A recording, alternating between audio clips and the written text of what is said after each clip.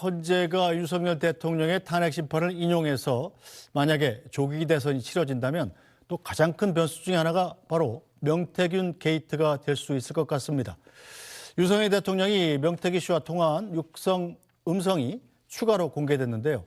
지난해 민주당이 김영선이 좀 해줘라라는 말이 등장하는 통화 내용을 공개한 적이 있었는데 이번에는 전체 내용이 추가로 나온 겁니다. 직접 들어보죠.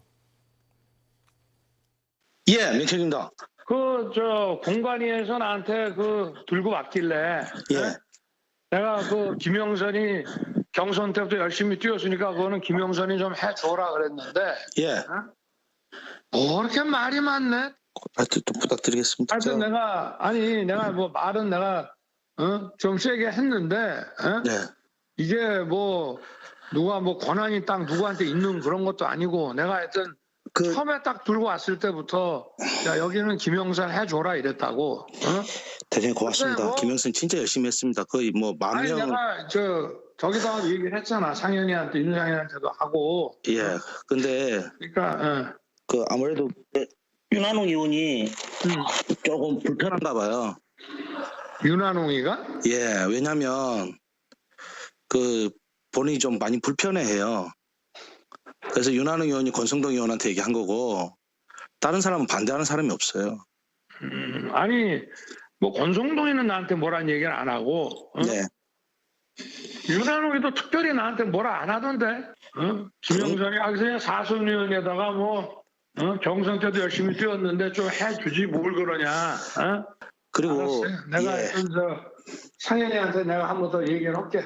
걔가 공관위원장이니까. 제가 진짜 평생 은혜 잊지 않겠습니다, 대통령. 그래. 오케이. 예, 건강하시고 하여튼 내일 취임식에 꼭 가겠습니다. 고맙습니다. 그래. 예. 네.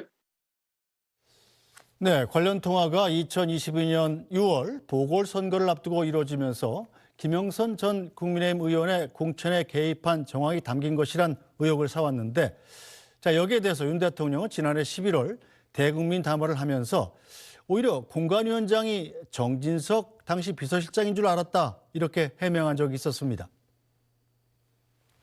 당에서 진행하는 공천을 가지고 제가 왈가불가할 수도 없고 저는 그 당시에 공관위원장이 우리 정진석 비서실장인 줄 알고 있었어요. 지방선거 공관위원장이 이거를 같이 하는 거라고 생각을 하고 재보궐 공관위원장은 별도로 윤상현 의원이 공관위원장을 했다 하더라고요. 그만큼 저는 당의 이런 공천에 관심을 가질 수 없었고 누구를 공천을 주라 이런 얘기는 해본 적이 없습니다. 네, 김영태 의원 지금 추가 공개된 전체 녹취를 들어보면요. 내가 상현이한테 한 번 더 얘기할게. 걔가 공관위원장이니까 라고 정확하게 얘기를 합니다. 그런데 이 윤 대통령 해명하는 기자회견에서는 공천을 주라는 적도 보궐선거를 추천한 적도 없다. 나는 공관위원장이 정진석 비서실장인 줄 알았다. 이렇게까지 얘기하지 않았습니까? 그럼 네. 이 말은 거짓말입니까? 둘 중에 하나인 것 같습니다. 네. 정말 헷갈렸거나 그러니까 그 당시에는 인지하고 있었습니다만 시간이 흐르고 난 다음에 기자회견할 때는 잠시 잊고 있을 수는 있겠죠. 시간이 흘렀으니까 헷갈렸거나 아니면 두 번째로는 녹취록이 있는 줄 모르고 정말 거짓말했거나 둘 중에 하나인 것 같습니다. 전자를 조금 더 설명드리면 당시에 재보궐 공관이랑 지방선거 공관위가 비슷한 시기에 열렸고 네. 그러다 보니까 당내의 많은 인사들조차도 공관위원장이 누군지 헷갈렸을 수가 있거든요. 그래서 그 당시 상황을 반추하다 보면 헷갈렸을 수도 있겠다는 생각은 좀 듭니다. 네, 전영기 의원은 어떻게 봐요? 새빨간 거짓말이 들통난 거죠. 더 이상 무엇이 필요하겠습니까? 대통령께서 담화에 나와서 실제로 나는 공관위원장이 정진석이었다라고 말씀을 하셨는데 공관위원장이 윤상현 의원인 것을 뻔히 알고 있었고 본인이 직접 공관위원장이 윤상현이니까 라고 지칭하면서 윤상현 의원한테 이야기를 하겠다라고 말씀하시지 않았습니까? 네. 이런 것을 보고 헷갈렸다라고 잠깐 이렇게 제쳐두고 갈 수 없는 부분까지 왔던 것이죠. 대통령은 명확히 인지했으나 지금 이렇게까지 녹취가 있었던 것을 몰랐던 것 같고 이것을 면피하기 위해서 새빨간 거짓말을 전 국민이 보는 담화장에서 발표하셨다. 이렇게밖에 평가가 안 되는 겁니다. 그래서 추가적인 내용들을 다 살펴보면 9일입니다. 대통령 취임식이 10일이었는데 9일 날 저렇게 통화를 했다라는 것은 더 깊숙이 당무 개입의 의혹이 짙어지는 것이죠. 이후에 당무 개입을 안 했다라고 누가 장담할 수 있겠습니까? 오히려 본인이 안 했다고 말씀하셔도 또 다른 녹취가 나와서 새빨간 거짓말이 들통났을 때는 어떻게 행동할 것인가?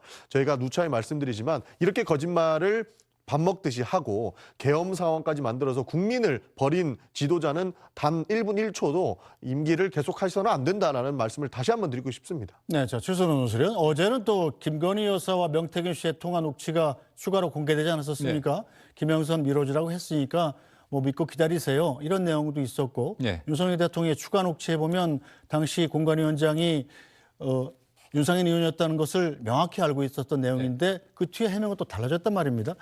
자, 문제는 실제로 김영선 전 의원이 공천이 됐고 네.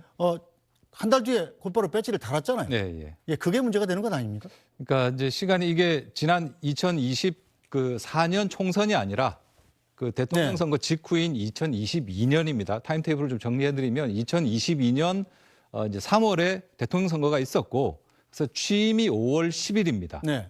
대통령 취임이. 그리고 취임하고 한 20일 뒤인 6월 1일에 지방선거가 열리지 않습니까? 네. 근데 지방선거 때 보궐선거, 창원의창 국회의원 선거를 비롯해서 보궐선거가 몇 개 열립니다. 같이 네. 열립니다. 그렇죠. 그때 이제 이재명 대표도 그때 인천 계양에서 네. 당선이 됐던 겁니다.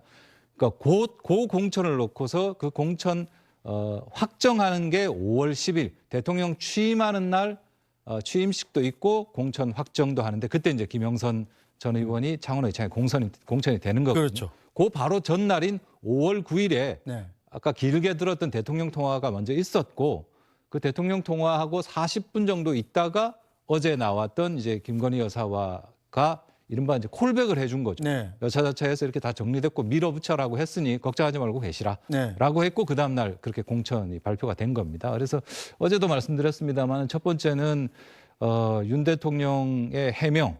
윤상현이 공관위원장인지도 몰라 정진석인 줄 알았다라는 그 해명 부분이 이제 뭐랄까요 이제 기각되는 그런 부분이 있고 두 번째는 공천 개입과 관련된 어떤 정황 이런 것들이 더 짙어졌기 때문에 창원지검에서 하던 수사를 지금 서울중앙지검으로 이송해서 수사를 하지 않습니까? 네. 이진동 차장이 어제 국회에 나와서 처음부터 다시 결정하겠다라고 했어요. 그러니까 김건희 여사 소환 문제 네. 다 다시 결정하겠다라고 했습니다. 그래서 이 공천 개입 부분이 아마 문제가 될 것 같은데 수사에 초점이 될 겁니다. 근데 뭐 아시겠지만 박근혜 전 대통령에 대한 수사를 윤석열 대통령이 당시에 지휘하면서 그때 하나의 이제 공직선거법 위반입니다. 그러니까 단순한 의견 표명이 아닌 적극적인 관여와 개입이라면 문제가 된다고 해서 사실 2심까지 가서 결국 징역 2년 형이 나왔거든요. 네. 그래서 이 부분은 일단 검찰이 어떻게 나올지 이 부분 조금 더 지켜봐야 될 것 같습니다.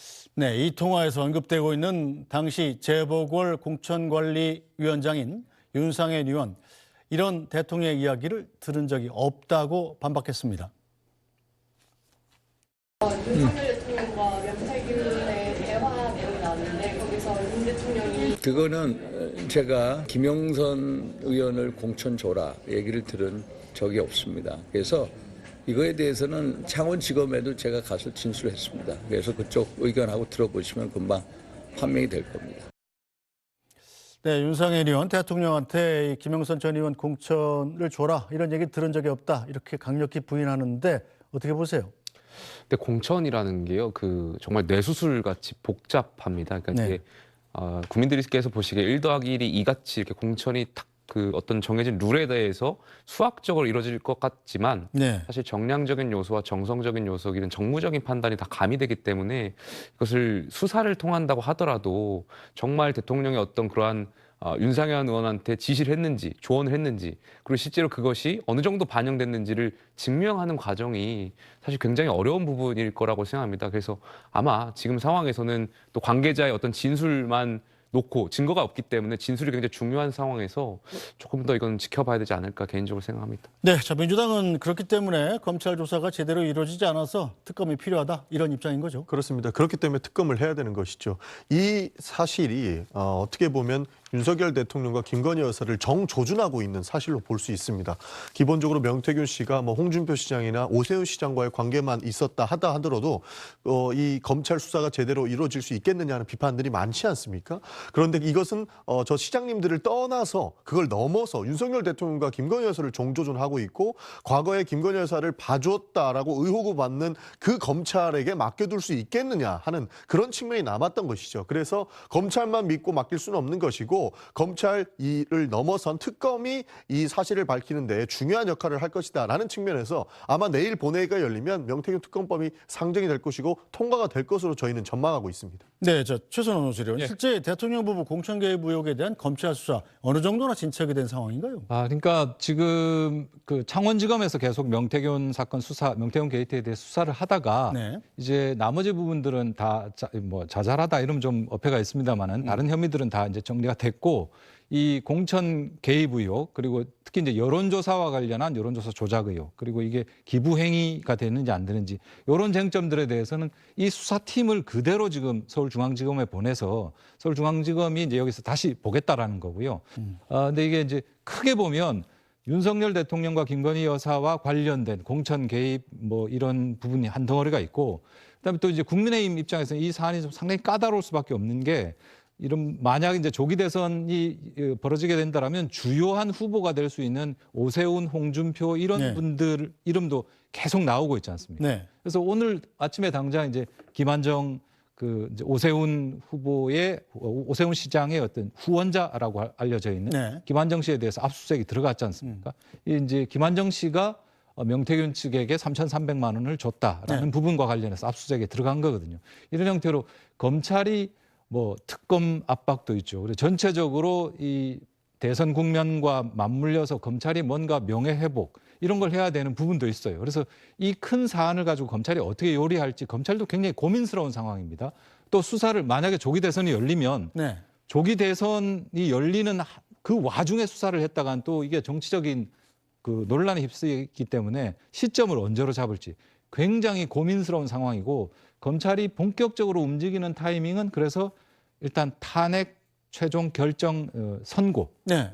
보고 아마 그때부터 본격적으로 움직이지 않을까 뭐 이런 예측들이 나오고 있습니다. 네, 이렇게 명태균 씨 관련 의혹들이 계속 제기되는 것. 물론 뭐 명태균 씨는 검찰 수사를 받고 있는 피해자 신분이어서 어떤 얘기든 할 수 있는 사람입니다만 자, 여당으로서는 상당히 좀 곤혹스러운 상황이면 틀림이 없군요.